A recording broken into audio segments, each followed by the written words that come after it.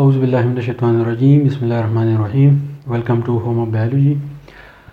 نن موږ تاسو ته د کلاس 9 په بایولوژي کې او بیا په څلورم نمبر چپټر کې نوې ټاپک ته هغه تاسو ته کوم نو ځان په پوه کوي د تاسو چې ډېر زیات پکار راشي. دا ټاپک ته سایټوسکلیټن. اوس د دې نوم نه بدلېږي چې په دې کې یو سایټو دی یو سکلیټن دی. سایټو مطلب د سیل او د سکلیټن مطلب دا دی لکه موږ چې د ځان لپاره استعمالو چې د ملا هډو کې دغه شان سایټوسکلیټن په سیل کې داسې یو ارګنیل دی چې هغه د په کومه خلیه کې دا سایټوسکلیټن موجود دی د هغې دپاره دا د یو بیک بون یعنې ریړ کې هډ دی چې دی کار کوي. اوس سایټوسکلیټن څه دی؟ نیټورک اف فیلمنټس اینډ ټیوبیولز. دا یو نیټورک دی، دا یو جال دی د دوو څیزونو، یو د فیلمنټس او بل د ټیوبیولز. فیلمنټس دا یي چې دا د تار په شان نري نري ساختې نري نري سټرکچر یې هغې نه دا جوړي او د هغې سره سره دا د ټیوبیولز نه جوړي. په دې کې داسې یو ممبرین چې هغه بالکل د پایپ په شاني خوا ډېر زیات پاړی چې هغه په سترګو په نظر باندې نه راځي. نو دا سایټوسکلیټن چې دی د هغې نه جوړي، یو د فیلمنټس نه او یو د ټیوبیول نه. فیلمنټس آر تھریډ لایک سټرکچر. اوس دا فیلمنټس چې دي دا د تار په شان نري نري سټرکچر دي سکیټرډ ان سایټوپلازم. او دا فیلمنټس چې دي نو دا په ثابت سایټوپلازم کې چې دی خواره شوي. چې کله دا خواره شي نو دیز ټیوبیولز آر کالډ مایکرو ټیوبیولز او کوم ټیوبیولز چې دي دې ته مایکرو ټیوبیولز وایي. دا واړه واړه ټیوبیولز دي. اوس دا خبره وشوه مایکرو ټیوبیولز آر میډ اپ ټیوبولینز پروټین اینډ آر یوزډ بای سیل ټو هولډ شیپ. اوس مایکرو ټیوبیول چې دا د یو قسم پروټین نه جوړي چې هغه پروټین ته ویلی کېږي ټیوبولین پروټین. دا خبره یاد ساتئ.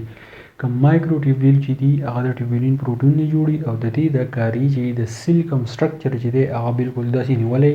مطلب دا دی چې یو پرې د سیل کوم سټرکچر جوړ شي نو هغه چې دی بیا خوځېږي را خوځېږي نو صرف پکې ارګنیلز مومنټ کوي او نور چې دی په دې کې هېڅ قسمه مومنټ چې دی نه کېږي.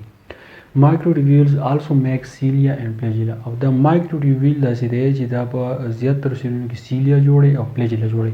سیلیا او فلیجیلا داسې سټرکچر دی چې دا په مومنټ کې چې دی هیلپ ورکوي. مطلب دا دی کوم سیل چې دی هغه مومنټ کوي نه هغه زموږ سره سره مومنټ کوي د سیلیا نه او فلیجیلا. بل د مایکرو ټیوبیول دا پیدا چې کله اکسیجن لاړ شي دې سیل ته یا د خوراک لاړ شي نو د هغې په مومنټ کې چې دی دا هم هیلپ ورکوي.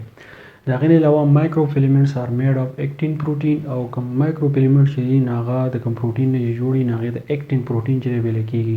دلته کې مایکرو ټیوبیول چې دي هغه د ټیوبولین پروټین نه جوړي او کوم مایکرو فیلمنټ چې دی هغه د کوم پروټین نه جوړي نو هغې ته ویلی کېږي ایکټین پروټین. بل پکې دا خبره ده دیز آر یوزډ بای سیل ټو چینج دیئر شیپ. اوس که مایکرو فیلمنټس د ټول نه اهم کار دا دی یعنې د ایکټین پروټین په دې کې سیل دا پیدا ورکوي. که سیل خپل سټرکچر چینج کول غواړي نو هغه چې خپل سټرکچر چې دی چینج کولی شي، خپل شکل چې دی چینج کولی شي.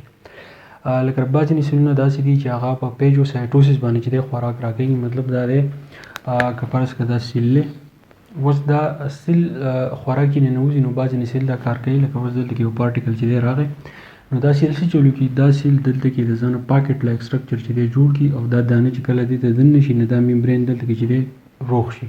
دا ممبرین دلته کې روغ شي نو دا د پیکټ په شکل کې چې دی دا پارټیکل دې سیل ته ننوځي او دا د خپل خوراک دپاره استعمالوي. نو په دې کې دا سیل چې دی خپل شیپ بدلی راولي. نو دا د چا د وجې بدلی؟ دا د مایکرو فیلمنټ د وجې نه چې دی بدلی. نو دا اوس سایټوسکلیټن یو شارټ سن ټاپک و. دا یاد وساتئ چې سایټوسکلیټن چې دی د دوو شیزونو جوړ دی، یو مایکرو فیلمنټ دی او یو مایکرو ټیوبیول دی. مایکرو ټیوبیول چې دی نو هغه د ټیوبولین پروټین نه جوړ دی او مایکرو فیلمنټ چې دی نو هغه د ایکټین پروټین نه جوړي. دا یاد ساتئ د مایکرو ټیوبیول دا کاري چې دا سیل په خپل ځای باندې بالکل ساکن حالت کې ساتي او د مایکرو فیلمنټ دا کاري که فرض که دا سیل خپل شکل بدلول وغواړي نو دی د خپل شکل چې دی دا ورسره بدلولی شي. نو دا سایټوسکلیټن و. په دې پسې ورپسې ټاپک دی هغه به زه انشاءالله په بلې ویډیو کې اپلوډ کړم. که تاسو پوه شوي یې په دې باندې نو دا نور سټوډنټانو سره شیر کړئ چې هغوی چې دی په دې باندې پوه شي. تھینک یو ډېر مننه.